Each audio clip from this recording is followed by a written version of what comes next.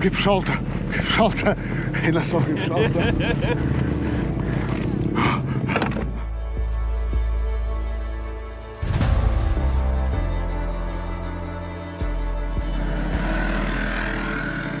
Išpylimo zona, esam be priekio. Judam labai lėtai.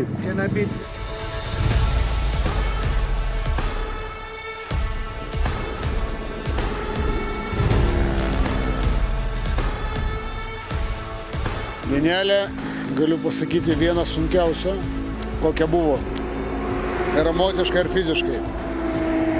Tai kažkodėl priekis sugedo pradžioj, visą kelią su dviem varomaisiais, ko pasakoje, kur buvo smėlis, buvo žiauriai sunku, o kur buvo duobės, irgi labai sunku.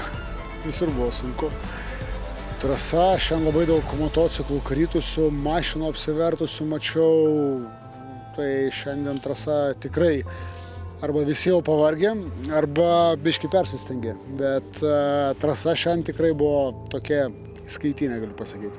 Tai šiandien mazoliai ant rankų maksimaliai pritrinti. Tai, bet žodžiu, dar viena diena įskaityta, žiauriai pavargęs, dar liko 100 virš kilo pervažiavimo. Tai ten turbūt reikia ir lėkti.